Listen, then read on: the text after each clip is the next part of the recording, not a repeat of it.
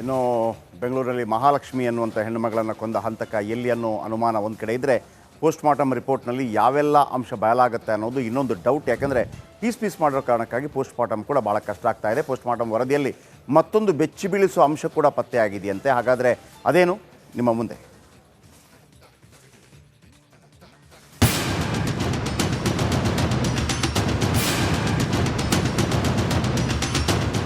Fridge ತುಂಬೆಲ್ಲ ಮಾಂಸದ ರಾಶಿ, ಕೈ ಒಂದು ಕಡೆ, ಕಾಲು ಒಂದು ಕಡೆ, ತಲೆ ಮತ್ತೊಂದು ಕಡೆ.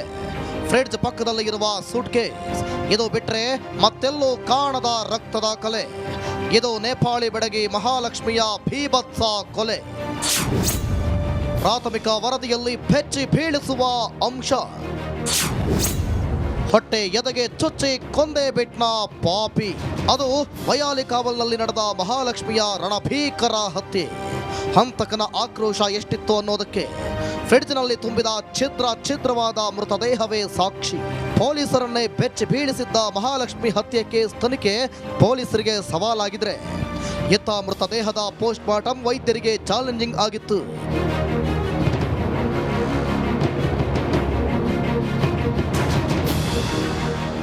ಒಂದಲ್ಲ ಎರಡಲ್ಲ, ಬರೋಬ್ಬರಿ 59 ತುಂಡುಗಳನ್ನು ಮಾಡಿ ಫ್ರಿಡ್ಜ್ನಲ್ಲಿ ಇಡಲಾಗಿತ್ತು.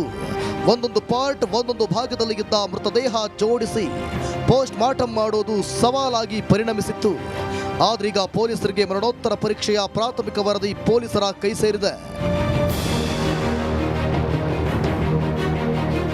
ಪ್ರಾಥಮಿಕ ವರದಿಯ ಎಕ್ಸ್ಕ್ಲೂಸಿವ್ ಅಂಶ ರಿಪಬ್ಲಿಕ್ ಕನ್ನಡದ ಬಳಿ ಇದೆ.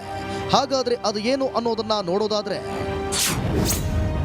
ಮಹಾಲಕ್ಷ್ಮಿ ಹೊಟ್ಟೆ ಎದೆಗೆ ಚಾಕುವಿನಿಂದ ಕೊಲೆಗಾರ ಇರಿದಿದ್ದ.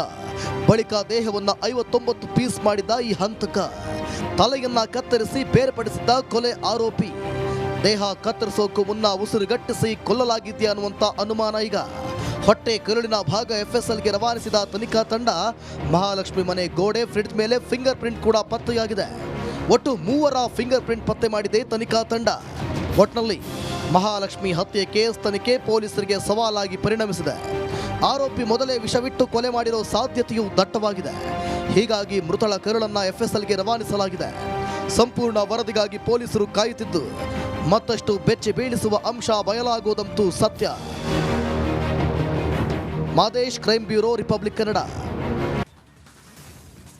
ಇನ್ನು ಬೆಂಗಳೂರಲ್ಲಿ ಮಹಾಲಕ್ಷ್ಮಿ ಅನ್ನುವಂಥ ಹೆಣ್ಣುಮಗಳನ್ನು ಕೊಂದ ಹಂತಕ ಎಲ್ಲಿ ಅನ್ನೋ ಅನುಮಾನ ಒಂದು ಕಡೆ ಇದ್ದರೆ ಪೋಸ್ಟ್ ಮಾರ್ಟಮ್ ರಿಪೋರ್ಟ್ನಲ್ಲಿ ಯಾವೆಲ್ಲ ಅಂಶ ಬಯಲಾಗುತ್ತೆ ಅನ್ನೋದು ಇನ್ನೊಂದು ಡೌಟ್. ಯಾಕೆಂದರೆ ಪೀಸ್ ಮಾಡಿರೋ ಕಾರಣಕ್ಕಾಗಿ ಪೋಸ್ಟ್ ಮಾರ್ಟಮ್ ಕೂಡ ಭಾಳ ಕಷ್ಟ ಆಗ್ತಾ ಇದೆ. ಪೋಸ್ಟ್ ಮಾರ್ಟಮ್ ವರದಿಯಲ್ಲಿ ಮತ್ತೊಂದು ಬೆಚ್ಚಿ ಬೀಳಿಸುವ ಅಂಶ ಕೂಡ ಪತ್ತೆಯಾಗಿದೆಯಂತೆ. ಹಾಗಾದರೆ ಅದೇನು ನಿಮ್ಮ ಮುಂದೆ.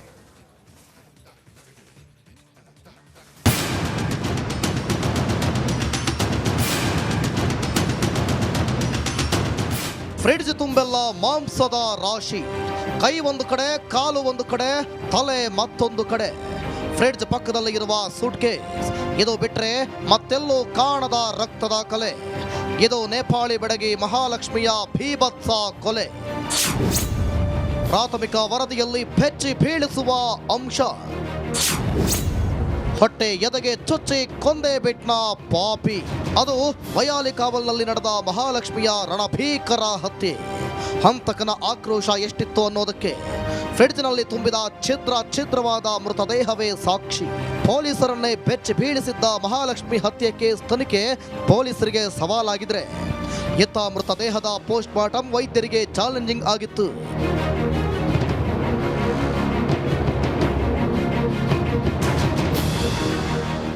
ಒಂದಲ್ಲ ಎರಡಲ್ಲ, ಬರೋಬ್ಬರಿ 59 ತುಂಡುಗಳನ್ನು ಮಾಡಿ ಫ್ರಿಡ್ಜ್ನಲ್ಲಿ ಇಡಲಾಗಿತ್ತು. ಒಂದೊಂದು ಪಾರ್ಟ್ ಒಂದೊಂದು ಭಾಗದಲ್ಲಿ ಇದ್ದ ಮೃತದೇಹ ಜೋಡಿಸಿ ಪೋಸ್ಟ್ ಮಾರ್ಟಮ್ ಮಾಡೋದು ಸವಾಲಾಗಿ ಪರಿಣಮಿಸಿತ್ತು. ಆದ್ರೀಗ ಪೊಲೀಸರಿಗೆ ಮರಣೋತ್ತರ ಪರೀಕ್ಷೆಯ ಪ್ರಾಥಮಿಕ ವರದಿ ಪೊಲೀಸರ ಕೈ ಸೇರಿದೆ. ಪ್ರಾಥಮಿಕ ವರದಿಯ ಎಕ್ಸ್ಕ್ಲೂಸಿವ್ ಅಂಶ ರಿಪಬ್ಲಿಕ್ ಕನ್ನಡದ ಬಳಿ ಇದೆ. ಹಾಗಾದ್ರೆ ಅದು ಏನು ಅನ್ನೋದನ್ನ ನೋಡೋದಾದ್ರೆ, ಮಹಾಲಕ್ಷ್ಮಿ ಹೊಟ್ಟೆ ಎದೆಗೆ ಚಾಕುವಿನಿಂದ ಕೊಲೆಗಾರ ಇರಿದಿದ್ದ. ಬಳಿಕ ದೇಹವನ್ನು 59 ಪೀಸ್ ಮಾಡಿದ್ದ ಈ ಹಂತಕ. ತಲೆಯನ್ನ ಕತ್ತರಿಸಿ ಬೇರ್ಪಡಿಸಿದ್ದ ಕೊಲೆ ಆರೋಪಿ. ದೇಹ ಕತ್ತರಿಸೋಕು ಮುನ್ನ ಉಸಿರುಗಟ್ಟಿಸಿ ಕೊಲ್ಲಲಾಗಿದೆಯಾ ಅನ್ನುವಂಥ ಅನುಮಾನ ಈಗ. ಹೊಟ್ಟೆ ಕರುಳಿನ ಭಾಗ FSLಗೆ ರವಾನಿಸಿದ ತನಿಖಾ ತಂಡ ಮಹಾಲಕ್ಷ್ಮಿ ಮನೆ ಗೋಡೆ, ಫ್ರಿಡ್ಜ್ ಮೇಲೆ ಫಿಂಗರ್ ಪ್ರಿಂಟ್ ಕೂಡ ಪತ್ತೆಯಾಗಿದೆ. ಒಟ್ಟು 3 ಫಿಂಗರ್ ಪ್ರಿಂಟ್ ಪತ್ತೆ ಮಾಡಿದೆ ತನಿಖಾ ತಂಡ. ಒಟ್ನಲ್ಲಿ ಮಹಾಲಕ್ಷ್ಮಿ ಹತ್ಯೆ ಕೇಸ್ ತನಿಖೆ ಪೊಲೀಸರಿಗೆ ಸವಾಲಾಗಿ ಪರಿಣಮಿಸಿದೆ. ಆರೋಪಿ ಮೊದಲೇ ವಿಷವಿಟ್ಟು ಕೊಲೆ ಮಾಡಿರೋ ಸಾಧ್ಯತೆಯೂ ದಟ್ಟವಾಗಿದೆ. ಹೀಗಾಗಿ ಮೃತಳ ಕರುಳನ್ನ ಎಫ್ಎಸ್ಎಲ್ಗೆ ರವಾನಿಸಲಾಗಿದೆ. ಸಂಪೂರ್ಣ ವರದಿಗಾಗಿ ಪೊಲೀಸರು ಕಾಯುತ್ತಿದ್ದು ಮತ್ತಷ್ಟು ಬೆಚ್ಚಿ ಬೀಳಿಸುವ ಅಂಶ ಬಯಲಾಗುವುದಂತೂ ಸತ್ಯ. Madesh, crime bureau, republic Kannada. ಇನ್ನು ಬೆಂಗಳೂರಿನಲ್ಲಿ ಮಹಾಲಕ್ಷ್ಮಿ ಅನ್ನುವಂಥ ಹೆಣ್ಣುಮಗಳನ್ನು ಕೊಂದ ಹಂತಕ ಎಲ್ಲಿ ಅನ್ನೋ ಅನುಮಾನ ಒಂದು ಕಡೆ ಇದ್ದರೆ, ಪೋಸ್ಟ್ ಮಾರ್ಟಮ್ ರಿಪೋರ್ಟ್ನಲ್ಲಿ ಯಾವೆಲ್ಲ ಅಂಶ ಬಯಲಾಗುತ್ತೆ ಅನ್ನೋದು ಇನ್ನೊಂದು ಡೌಟ್. ಯಾಕೆಂದರೆ ಪೀಸ್ ಮಾಡಿರೋ ಕಾರಣಕ್ಕಾಗಿ ಪೋಸ್ಟ್ ಮಾರ್ಟಮ್ ಕೂಡ ಭಾಳ ಕಷ್ಟ ಆಗ್ತಾ ಇದೆ. ಪೋಸ್ಟ್ ಮಾರ್ಟಮ್ ವರದಿಯಲ್ಲಿ ಮತ್ತೊಂದು ಬೆಚ್ಚಿ ಬೀಳಿಸುವ ಅಂಶ ಕೂಡ ಪತ್ತೆಯಾಗಿದೆಯಂತೆ. ಹಾಗಾದರೆ ಅದೇನು ನಿಮ್ಮ ಮುಂದೆ?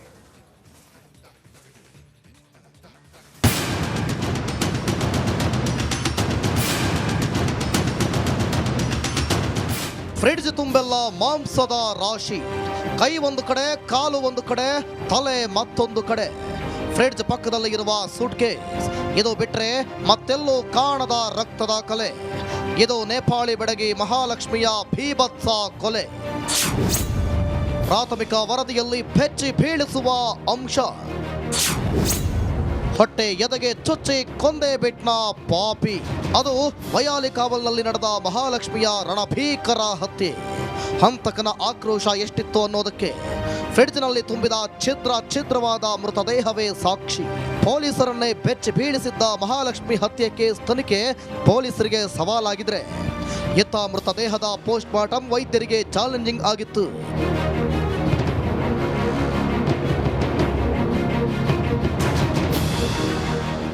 ಒಂದಲ್ಲ ಎರಡಲ್ಲ, ಬರೋಬ್ಬರಿ 59 ತುಂಡುಗಳನ್ನು ಮಾಡಿ ಫ್ರಿಡ್ಜ್ನಲ್ಲಿ ಇಡಲಾಗಿತ್ತು. ಒಂದೊಂದು ಪಾರ್ಟ್ ಒಂದೊಂದು ಭಾಗದಲ್ಲಿ ಇದ್ದ ಮೃತದೇಹ ಜೋಡಿಸಿ ಪೋಸ್ಟ್ ಮಾರ್ಟಮ್ ಮಾಡೋದು ಸವಾಲಾಗಿ ಪರಿಣಮಿಸಿತ್ತು. ಆದ್ರೀಗ ಪೊಲೀಸರಿಗೆ ಮರಣೋತ್ತರ ಪರೀಕ್ಷೆಯ ಪ್ರಾಥಮಿಕ ವರದಿ ಪೊಲೀಸರ ಕೈ ಸೇರಿದೆ. ಪ್ರಾಥಮಿಕ ವರದಿಯ ಎಕ್ಸ್ಕ್ಲೂಸಿವ್ ಅಂಶ ರಿಪಬ್ಲಿಕ್ ಕನ್ನಡದ ಬಳಿ ಇದೆ.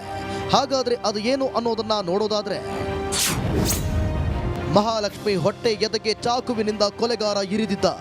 ಬಳಿಕ ದೇಹವನ್ನು 59 ಪೀಸ್ ಮಾಡಿದ್ದ ಈ ಹಂತಕ. ತಲೆಯನ್ನ ಕತ್ತರಿಸಿ ಬೇರ್ಪಡಿಸಿದ್ದ ಕೊಲೆ ಆರೋಪಿ.